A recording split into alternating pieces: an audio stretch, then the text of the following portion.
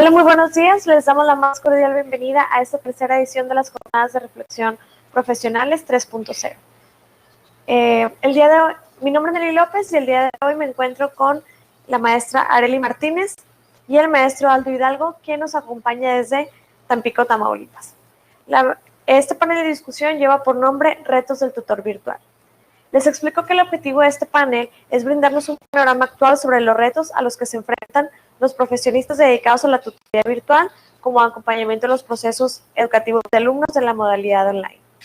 A continuación, cederé la palabra a los presentes para que puedan conocer un poco de su experiencia, para que ustedes los conozcan también y sobre todo para dar espacio a que expongan su opinión experta sobre este tema. Este panel va a contar de 3 momentos, los cuales son diagnóstico, soluciones y cierre. Sin más preámbulos.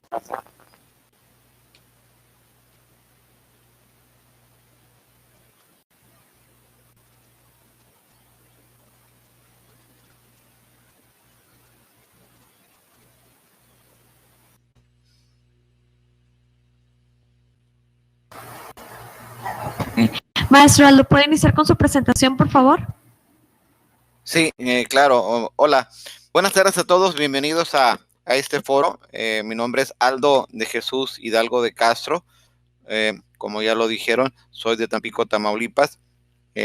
Soy maestro egresado de la Escuela Normal Superior del Sur de Tamaulipas. Tengo mi especialidad es biología. Tengo estudios de maestría en educación por el TEC de Monterrey. Y actualmente me encuentro cursando mis estudios de doctorado en educación basada en competencias en el Centro Universitario Mar de Cortés. Bueno, pues bienvenidos a este foro en el que participaremos activamente en conocer cuáles son los retos que desempeñamos los asesores virtuales en esta nueva modalidad de enseñanza.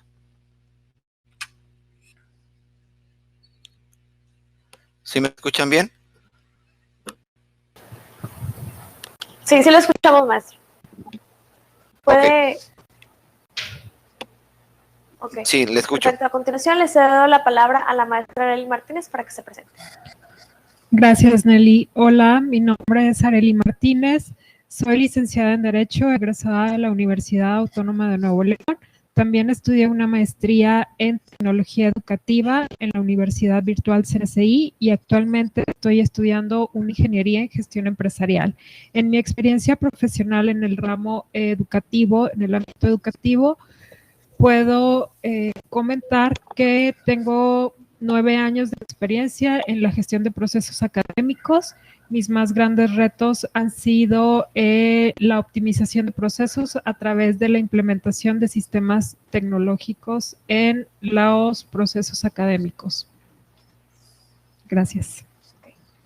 Perfecto, maestra, muchísimas gracias. A continuación vamos a proceder a esta sección de diagnóstico, en la cual esta ronda de intervenciones sirve para construir el diagnóstico de este tema, para la cual van a contar con 3 minutos para responder.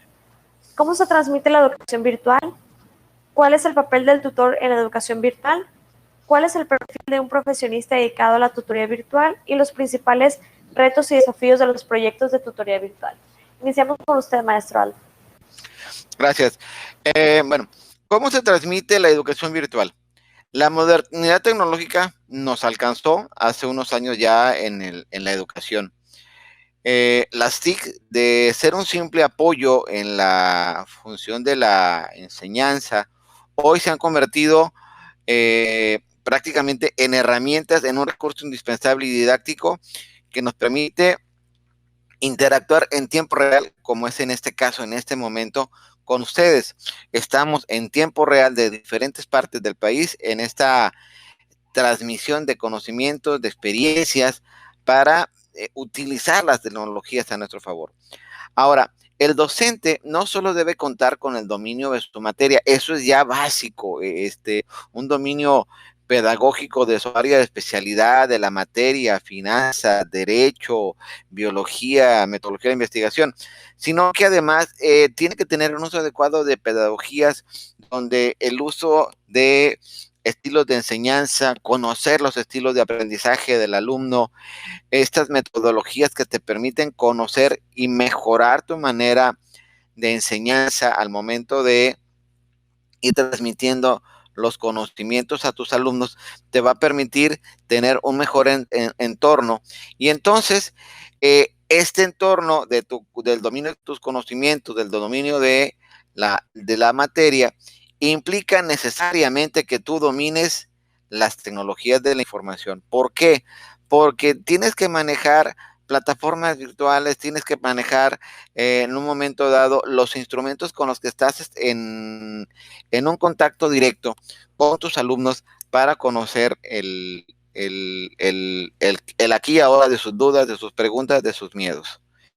Bien, ese sería lo básico, cómo se transmite esta educación virtual, en el que el maestro tiene que estar actualizándose permanentemente en el uso de las plataformas virtuales que utilizan las universidades para ofrecer servicios de calidad en tiempo real a los alumnos para contestar y responder no solamente sus dudas, sus necesidades, sino complementar con todos aquellos requisitos que la misma materia necesita, que la misma materia demanda, y que al no estar de manera presencial, los tiempos de respuesta en esta modalidad virtual tienen que ser no mayores a 24 horas para que sea una respuesta más directa, más clara, y podamos responder las dudas que tenga el alumno en un tiempo más real, más cercano a la verdad. Okay. Muchísimas gracias. Claro, gracias. La educación ha tenido que transformarse con la finalidad de cubrir las necesidades territoriales y sociales que nos demandan hoy en día las empresas, los estudiantes y toda la población, generando un gran desafío para las instituciones educativas al darse la tarea de innovar en sus servicios. Y es ahí donde surge la educación virtual, que es parte de mi experiencia en el ámbito profesional. En esta parte de la educación virtual ha sido necesario insertar aspectos pedagógicos a través de las tecnologías de información y comunicación para facilitar la transmisión del conocimiento. Además, nos permiten simular espacios o crear espacios, ambientes de aprendizaje que le brindan a los estudiantes un acercamiento a escenarios de trabajo muy acercados a la realidad. Algo bien importante que debemos considerar en la transmisión de la educación virtual es que se debe capacitar no solo a docentes, sino también a alumnos para el manejo de estas tecnologías o el manejo de las plataformas que se utilizan en los ambientes virtuales. Gracias. Perfecto, muchísimas gracias a ambos. A continuación, responderán también en 3 minutos. ¿Qué necesitaría ser un profesional que desea convertirse en tutor en línea? Lo escuchamos, maestro Aldo.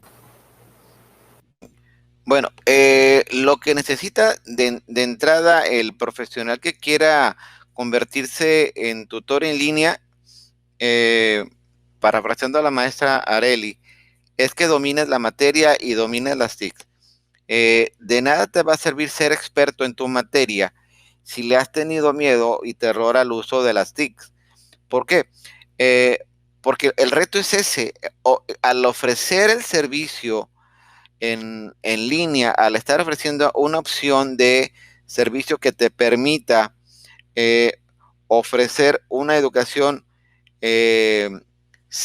semipresencial o a distancia, va a involucrar que domines el uso de la tecnología, un programa de cómputo, el uso del internet. Y entonces esto sí requiere que tú estés actualizándose.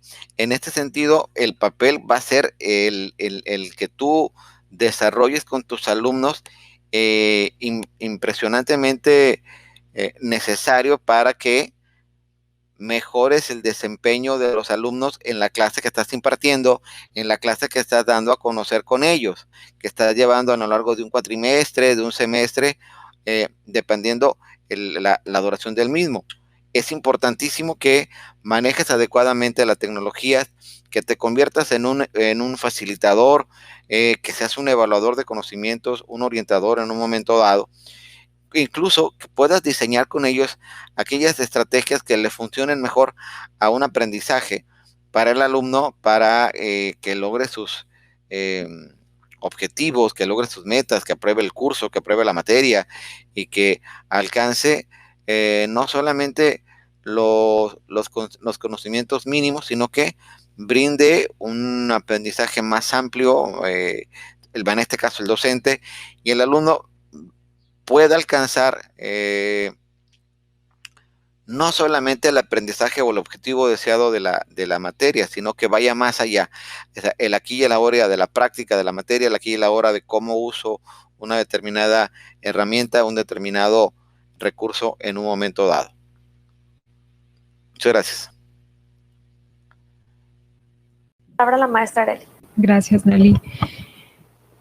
Como comenta el maestro Aldo, considero que necesariamente el profesionista que desea dedicarse como tutor virtual o tutor en esta modalidad, en algunos lugares los llaman profesor virtual, etcétera, pero a final de cuentas es la misma figura.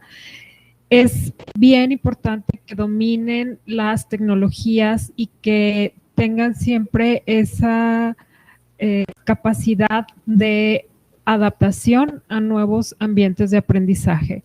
Esto lo vivimos nosotros el año pasado, por ejemplo, con la migración a una versión más reciente de la plataforma. Entonces, para quienes están muy empapados en el uso de la tecnología, fue una adaptación muy rápida, a diferencia para quienes no se aventuran a conocer nuevas herramientas. Eso yo lo considero indispensable.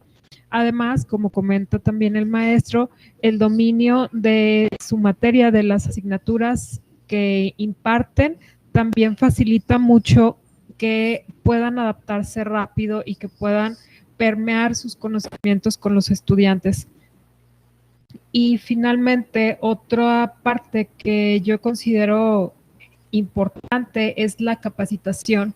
Nosotros, por ejemplo, algo que tomamos mucho en cuenta es qué tutores están actualizando constantemente porque son quienes le van a brindar un mayor aprendizaje a nuestros estudiantes a través de esas nuevas experiencias que están adquiriendo.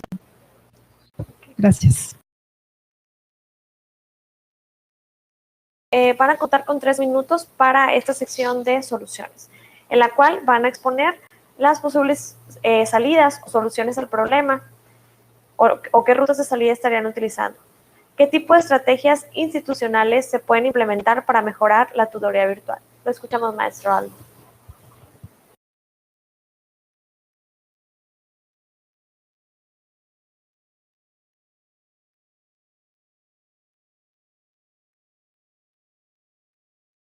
Nuevamente su participación.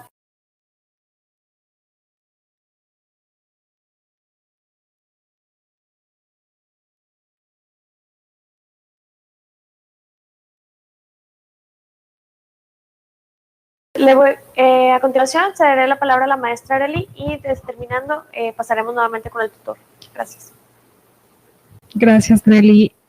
Considero que uno de los principales retos sí son necesariamente por parte de la institución, porque es quien marca la pauta e incentiva que el tutor vaya actualizándose o vaya formándose para ofrecer un servicio cada vez pues, de mayor calidad. Como primer punto, yo considero importante ofrecer programas de capacitación y actualización para los tutores virtuales o bien acercarles a ellos ese tipo de programas para que ellos puedan también tomarlos. Digo, en muchas ocasiones no son gratuitos este tipo de programas, están condicionados con algo, pero sí brindarles esa posibilidad.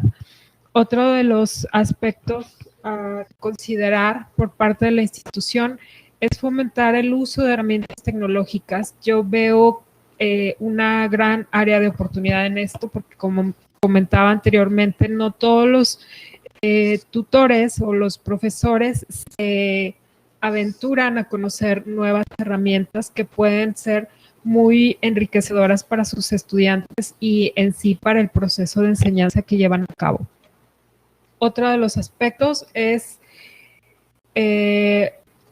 monitorear a los estudiantes, conocerlos,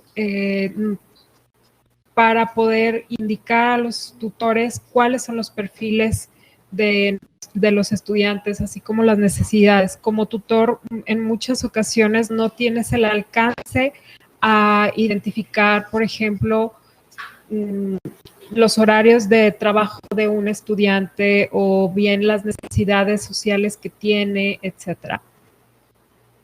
Otro de los aspectos que considero también importante y que en muchas ocasiones lo dejamos pasar es reconocer el desempeño de los tutores, sobre todo quienes tienen muy buen desempeño, así como indicar las áreas de oportunidad de quienes no los tienen, de quienes presentan algunas debilidades y trabajar con ellos esas debilidades, reforzarlos para darles continuidad. Yo considero que hay mucho talento que todos podemos explotar, pero en muchas ocasiones no sabemos. Perfecto. Muchísimas gracias. Bueno, repito la pregunta, ¿qué tipos de estrategias institucionales se pueden implementar para mejorar la tutoría virtual? Y también le pediremos al maestro Aldo que explique la posible solución a este problema o alguna ruta de salida. Lo escuchamos, maestro. Gracias, muy amable. Mira, Nelly, una de las cosas con las que yo me he enfrentado es que los estudiantes de la universidad me dicen la misma, maestro, es que me metieron una materia en línea y no sé usar la plataforma. No me capacitaron y le estoy picando aquí y subo la tarea donde no es, la pongo donde no debo y no aparece. Entonces, cuando uno como tutor en línea revisa que esté entregado la actividad en un lugar, aparece que está entregada en otra unidad de nuestra área. Y entonces los alumnos dicen, maestro, es que no me capacitaron y no sé cómo se maneja de manera eficiente el uso de la plataforma. Yo pienso que este es uno de los retos más interesantes que las universidades que estamos trabajando en educación en línea es la que debemos asegurarnos de que nuestros alumnos saben usar. ¿Por qué? Porque luego a mí me pasa mucho de que nos vamos con el supuesto de que intuimos que como el alumno, estos que ahora millennials y que manejan la tecnología muy efectivamente, les pregunta y les pides hacer un mapa mental, un cuadro sinóptico,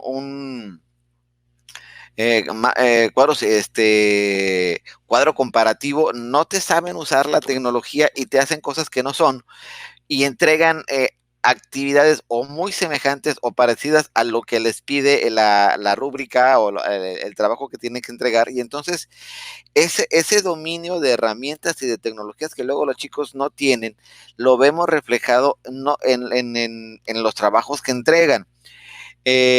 Siento yo que le tienen luego también temor, y ese es un reto, a este tipo de interacciones directas en las que el maestro me publicó que iba a tener una asesoría a las 9 de la noche y pues no me llegó el link, no lo sé cómo usar, y no sé qué preguntar. Entonces, uno de estos son retos en los que los alumnos se ven involucrados y maestro, no pude llegar, no me pude conectar a internet, la liga que me dio, no pude pegarla, o sea, son situaciones que a lo mejor damos por sentado que los chicos la saben hacer, pero al momento de que ya se enfrentan a la realidad es una barrera.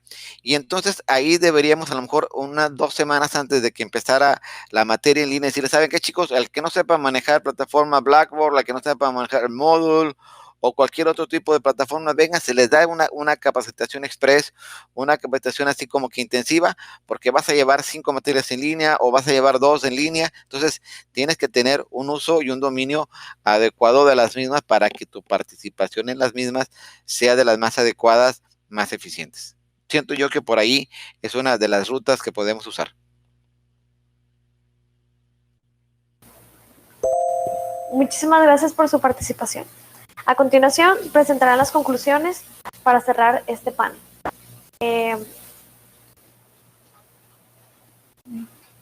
Bueno, pasaremos con la maestra Arely para que nos indique qué tipo de estrategias institucionales se pueden implementar para mejorar la tutoría virtual. Claro, como también mencionaba el maestro, nosotros también nos enfrentamos con casos en los que los estudiantes no dominan suficientemente las herramientas tecnológicas que deben utilizar. Nosotros, por ejemplo, utilizamos y recomendamos un curso de inducción exclusivo para estudiantes, donde se les enseña el uso no solamente de la plataforma que van a utilizar para llevar a cabo su proceso de aprendizaje, sino también herramientas que necesitan utilizar para realizar sus actividades, no nada más como la paquetería de Office, sino otro tipo de herramientas para enriquecer también sus actividades. Ese yo creo que es una de las partes esenciales que debe abordar toda institución educativa que ofrece la parte de educación virtual, además de incluir en el servicio un acompañamiento. Yo considero que muchas de las situaciones que enfrenta el tutor, situaciones complicadas, es por la deficiencia o bien la ausencia de un acompañamiento correcto. Si hay una parte que está apoyando al alumno, que identifica esas debilidades del alumno, el desconocimiento en el manejo de las herramientas antes de que inicie su proceso de aprendizaje y se aborda de manera correcta, brindándole recursos, brindándole un manual, brindando tutoriales, ese tipo de apoyos al estudiante. Cuando él ya llega con el tutor virtual, ya trae algunas nociones y es más fácil que el tutor conduzca al alumno y enfocarse en la asignatura que va a impartir, sin tener que estarse deteniendo para ilustrar al estudiante de cómo mover, cómo ingresar a la sesión sincrónica, como mencionaba el maestro Aldo. Perfecto, muchísimas gracias. A continuación, se buscarán las rutas de salida o soluciones posibles bueno, junto con sus conclusiones acerca de este tema. Para esta conclusión, iniciamos con usted, maestro Aldo. Gracias, Nelly. Yo veo cuatro conclusiones. Yo espero que el tiempo me alcance. La primera, el maestro en línea o la educación en línea requiere de grandes retos del profesor del siglo XXI. Ustedes, yo y demás. Estos retos no los aprendimos en la escuela normal o en la universidad, con el uso efectivo y tan avasallador de cómo en los últimos 10 años el uso de los TEC nos ha venido a cambiar la vida en el campo tecnológico. Si ustedes vieran mi teléfono celular que yo usé hace 25 años, se reirían de él porque parece un auténtico radio de comunicación de la Segunda Guerra Mundial. O sea, se reiría. Era un teléfono como de 30 centímetros con una antena de otros 25, entonces extremadamente grande. Entonces, tenemos que tener este avance nosotros en el que romper nuestro molde de formación académica, en el que fue carente de tecnología, para pasar en este brinco de la educación 2.5 a la 3.0, y es un avance tecnológico tremendo. Esa sería por una. Dos, una de las cosas, uno de los retos es la educación auténtica de los textos. ¿Sale? ¿Por qué? Para reducir la deshonestidad académica. Los chavos de universidad están cayendo en lo que hacen los chavos de preparatoria y de secundaria, cortar y pegar. Y entonces creamos unos documentos que son así como que una especie de rompecabezas de aquí y de allá, en la que no hay un respaldo tal de que el alumno se convierte así como que voy a armar una especie de Frankenstein literario y entrego el trabajo. Entonces, si tú reduces la deshonestidad académica, haces que el alumno piense, reflexione, analice y haga un buen juicio de lo que está escribiendo y lo que está plasmando. El tercero es influir en la manera como lo decía, de manera significativa en el aprendizaje de los alumnos para que mejoren lo que redactan, lo que quieren explicarnos con una secuencia lógica de pensamiento y no que nos cortan las ideas en el momento en que las redactan y bueno, ¿dónde estás? La cual no tiene pies y cabeza. Y por último, desarrollar un espíritu crítico reflexivo por medio de la lectura de un artículo, de un libro, para que el alumno salga adelante, a lo mejor de ese, pudiera hacerse medio vacío en el que luego pudiera haber falta de recursos para afianzar, es que lo dijo Facebook, es que lo dijo Instagram, le hago, sí, pero ¿cuál es tu fuente más sólida? ¿No? ¿Quién es tu autor? ¿En dónde lo fundamentas? ¿Según qué asociación? ¿La de arquitectos, la de ingenieros, la de maestros? ¿No? Esos serían grandes así retos y soluciones que yo puedo ofrecer. Muchas gracias. Muchísimas gracias. A continuación le cederé la palabra a la maestra Arely para que pueda dar sus conclusiones. Gracias, Nelly. En conclusión, yo considero que los retos del tutor virtual son cada vez motivar más al alumno, motivar más al estudiante a través de diversas técnicas. Entonces, realmente tiene mucho por trabajar en cuestión de seguirse capacitando, en perfeccionar más sus habilidades, tanto tecnológicas como pedagógicas. Yo considero, por ejemplo, que hay muchos buenos tutores, pero sí cuentan con ciertas debilidades pedagógicas y sobre todo en la parte de la creatividad tendemos a continuar con las mismas actividades que nos pusieron a nosotros en la educación tradicional que llevamos y es ahí donde se debe la cuestión de la enseñanza. Ya los estudiantes ya no aprenden de la misma manera en la que nosotros aprendíamos y sí he observado, por ejemplo, en distintas estrategias que hemos implementado nosotros, que se genera mayor compromiso y mayor aprendizaje en el estudiante a través de distintas experiencias, ya sea por proyectos, ya por ejemplo el método de casos, que es un método riquísimo para el aprendizaje de nuestros estudiantes. Y por ello considero que la figura del tutor cobra una importancia, pues valga la redundancia, muy indispensable, muy importante, que tanto las instituciones deben de valorar como también el mismo tutor debe identificar su valor para el proceso de enseñanza-aprendizaje que se ofrece en este modelo virtual. Muchísimas gracias a ambos ponentes. A continuación vamos a abrir espacio para una breve sección de dudas. Ya nos hicieron llegar algunas. Los que gusten pueden hacerlas llegar con el personal. La primera pregunta se la haré al maestro Aldo. Y menciona, muchas gracias, muy enriquecedora su intervención. ¿Cómo puedo reforzar y ayudar a los alumnos con rezago? Lo escuchamos, maestro. Mira, ahorita, ¿cómo podemos ayudar a los alumnos con rezago? Esto se está poniendo de moda en la educación básica en México. Académicamente, institucionalmente, no debemos tener alumnos con rezago.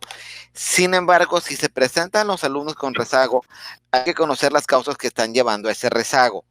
¿Sí? En ocasiones pueden ser las más fáciles, las deficiencias de aprendizaje que no saben hacer las cosas o las hacen deficientemente. Otra que interviene es la familiar, que bueno, ahí no te puedes meter mucho, para eso está el departamento de psicopedagogía de la escuela, que es la que se encargaría de poder hacer un buen trabajo, pero atendiendo exclusivamente al rezago es bueno conocer la realidad del alumno, en qué está rezagado, esto es, no está entregando tareas, no está participando, las actividades que tiene que hacer no las entrega. Si, por ejemplo, si es un trabajador, en el caso de la educación virtual, decir, a ver, ¿cómo estás administrando tus tiempos y en qué momento estás entrando a hacer tus actividades? ¿O por qué no estás entrando y la estás haciendo? Entonces que no salgo muy tarde, me quedé a cubrir guardia, no pude hacerlo porque se me cayó la red. Entonces, si tú brindas a los alumnos las herramientas, ok, no me la entregaste hoy, entrégamelo el viernes. La actividad del viernes no pude entregarla porque tuve un viaje de emergencia, ok, no hay bronca, entrégamelo el lunes. Ofrecerle al alumno un espíritu en el que él pueda decir, ok, no lo entregué, pero tengo una alternativa de solución. Y entonces adaptar, en este caso, a los alumnos que tengan que presenten el rezago, aquellas estrategias que le permitan salir de su rezago y regularizarse con los demás, como va el grupo, como va todos los integrantes del proceso educativo, del proceso de enseñanza-aprendizaje. Eso sería mi recomendación. Muchísimas gracias, maestro. A continuación, la segunda pregunta va dirigida a la maestra Arely. Envía Gustavo González. Buenas tardes, muy pertinentes sus comentarios. La pregunta sería, ¿hasta dónde se extiende la responsabilidad de un tutor en un curso para lograr la participación de sus estudiantes? Esto depende de las políticas de la institución. Por ejemplo, hay instituciones que le brindan la oportunidad al tutor, al docente, de comunicarse directamente con el estudiante a través de los medios de comunicación personales. En la Universidad Virtual CNSI, que es donde colaboró, no damos esa flexibilidad porque nosotros contamos con una figura que tiene el contacto directo con el estudiante. Entonces, aquí hasta dónde puede interactuar el tutor es exclusivamente por medio de la plataforma, enviar mensajes. El tutor también cuenta con una figura con quien mantiene comunicación y puede reportar a esa figura directamente las participaciones de los estudiantes o las ausencias de los estudiantes, o bien reportar algún detalle que tenga alguno de sus estudiantes.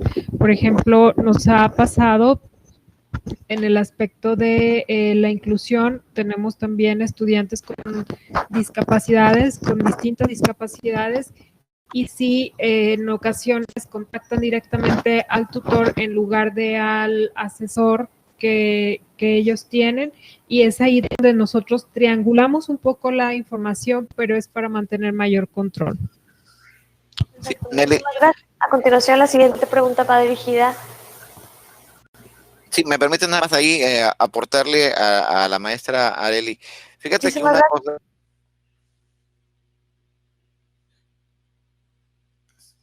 Sí, nada más para aportarle y me llevo 30 segundos. El acercamiento a través del correo personal nos puede meter en problemas académicos, porque es que sí le mandé la actividad y se la mandé a su correo. No, todo es a través de la plataforma educativa, a través de la página oficial de la escuela, para evitar malos entendidos o cosas de que no entendí, si se lo entregué. No, si no queda en la plataforma, no es ahí. Yo diría que tendría que ser en este caso, a lo mejor no puedo ir muy estricto, pero no, tiene que ser así porque ese es el medio para el cual puedo yo interactuar directamente con él. Dudas y de inquietudes y respuestas, ahí. Gracias. Gracias, maestro. Muchísimas gracias. La siguiente pregunta va dirigida a usted también. Sí. La envía Doreibol Martínez Valdés. Buenas tardes. Ha sido una plática muy interesante. En los ambientes virtuales se da la oportunidad del aprendizaje a un abanico muy amplio de estudiantes. En el caso de las personas con capacidades especiales, ¿qué recomienda? Hola, Dora. Gracias por tu pregunta. Tendríamos que ver y entender ¿Qué entendemos por personas con necesidades especiales? Uno, si son personas que tienen discapacidad visual, esto es que no vean la moda, la atención con ellas tendría que ser directamente a través de audios. En este caso, una videoconferencia en la que el audio, con la ayuda de alguien que le asesore a esta persona con discapacidad visual, que la escuche y puede escuchar la conferencia, la plática, para que se dé el proceso de aprendizaje. En el caso de otras discapacidades, por ejemplo, un Asperger, por ejemplo, en el aspecto del autismo, a los alumnos con Asperger, ellos tienen la capacidad de aprender de forma concreta un aprendizaje muy específico. Esto es, sin que abras muy grande eso es el cuadro de enseñanza, decirles las partes, por ejemplo, en el campo de la biología, las partes de una célula son 15 y se llaman así. Y eso, en lugar de darle el nombre, la función que tiene, con que él se agrave, aprenda, porque esa es su capacidad, bueno, pudieras contribuir a que él se aprenda los organelos celulares, lo apoye. En el caso, por ejemplo, de discapacidades en el que pudiera haber una discapacidad motriz, bueno, la misma tecnología te permite a través de comandos de voz interactuar directamente con el alumno en programas en los que el alumno también puede interactuar directamente sin oprimir ninguna tecla para interactuar con el docente. Gracias. Muchísimas gracias, maestro. La siguiente pregunta va dirigida a la maestra Arely Martínez. ¿Qué tan importantes son las sesiones sincrónicas? Yo creo que es porque es un espacio para que el estudiante pueda interactuar primeramente con su tutor y posteriormente que pueda clarificar algunas dudas que en las instrucciones no logra comprender o en el contenido no logra comprender. Entonces, este tipo de interacción resulta muy favorable para el desempeño del estudiante porque no solo se crea el clima de confianza, sino que se despejan muchas dudas que el estudiante tiene para poder aplicar los conocimientos y realizar su Muchísimas gracias. La siguiente duda la envía Fátima Janet Meneses Luna. Dentro de la capacitación previa, tanto para el maestro como el alumno, ¿sería posible dar alguna parte de ética en ambos casos? Cuando sucede en el proceso, que en realidad ha sido muy poco, pero pasa, he mandado el caso a mi coordinador. Pero ¿cómo proceder sin restar autoridad, pero sin verse autoritario? Mil gracias por sus aportaciones valiosas y le pediré al maestro y posteriormente a la maestra Arely que participen en esto. Lo escuchamos, maestro. Bien, mira, hablamos de la parte ética en la que tú como docente impartes tu clase, palomita. Tienes que tener una compostura, una ética, y más en este nivel que es en línea, que es virtual, con tus alumnos para que el proceso de interacción que se dé sea lo más claro, respetuoso en ambos sentidos. ¿Sale? En la medida en la que tú respetes una aportación de tus alumnos, un escrito mal hecho o una situación en la que se nota que hay descontento, molestia por parte del alumno, primero que nada es hablar con toda sinceridad, con toda claridad con el alumno y preguntarle qué situación está viviendo, qué es lo que está pasando, que lo tiene en ese estado, en esa situación. Entonces, si desde la ética, solucionar lo mejor posible para que si está en tus posibilidades solucionar el problema, las soluciones para que no brinque a otros niveles y obviamente tener notificado a tu coordinador inmediato y a los tutores de la situación de inconformidad que presenta el alumno para que todo quede claro y todo quede siempre triangulado. Nada que me peleé con el alumno y no le avisé a mi jefe, a mi coordinadora, o al tutor de que el alumno se puso verde y se convirtió en Hulk y quería golpearme virtualmente, ¿no? Entonces, en la medida en la que tú triangulas la información, puede quedar más claro y sobre todo ofrecer una solución al problema que pudiera presentarse en un momento dado. Muchas gracias. Perfecto. ¿Le repito la pregunta? No, está bien. Gracias. Fátima, este es un punto, es muy buena pregunta, qué bueno que la comentas. Es un punto muy importante y de hecho es la razón por la cual nosotros institucionalmente solicitamos y tenemos como política la comunicación exclusiva a través de la plataforma. No permitimos intercambiar datos de contacto tutor y estudiante para evitar este tipo de situaciones, que este tipo de situaciones se salgan de control sobre todo, ¿no? Yo aquí lo que recomiendo es establecer algunas reglas de etiqueta. Por ahí tenemos las de Netiqueta que te las recomiendo. Contáctame para poder proporcionarte las que hemos difundido en algunas ocasiones. Esas reglas nosotros damos la facilidad al tutor de establecerlas al inicio del curso y posteriormente puedes comunicarlas a tu coordinador para nada más que esté al tanto que tú vas a requerir algunos o que vas a aplicar algunas reglas o algunas políticas en tu curso precisamente para crear un clima no nada más de confianza, sino de orden entre los alumnos, porque sí se dan diversas situaciones en las que se vive algo muy incómodo y se tiene que recurrir a, pues como mencionas, a otras autoridades para que intercedan y después eso afecta el rendimiento del curso. Entonces, sí sugiero mucho la aplicación de esto y sí, totalmente de acuerdo, debemos aplicar también algunos códigos de etiqueta, no nada más entre docentes, sino también con los estudiantes que vayan alineados a lograr el objetivo de los cursos, ¿no? Sin tratar de distraernos del mismo. Considero que esas son las posibles soluciones para mantener cierto orden. Además, nosotros realizamos una supervisión en los cursos precisamente para detectar estos detalles. En ocasiones hay docentes que no nos los comunican porque aparentemente la situación está bajo control, pero es necesario comunicarla a las áreas de atención, a las áreas que dan seguimiento al alumno, para que tengan también el registro o el antecedente del comportamiento del alumno en determinados cursos. Gracias. Bueno, muchísimas gracias. Con esta última pregunta cerramos esta sección. Agradecemos a todos su asistencia, también a los expertos por habernos compartido un poco de su experiencia. Y en este caso ya sería todo. Les vamos a pedir a los estudiantes, a los tutores, perdón, que coloquen su nombre completo para la entrega de las constancias. Y muchísimas gracias y hasta la próxima.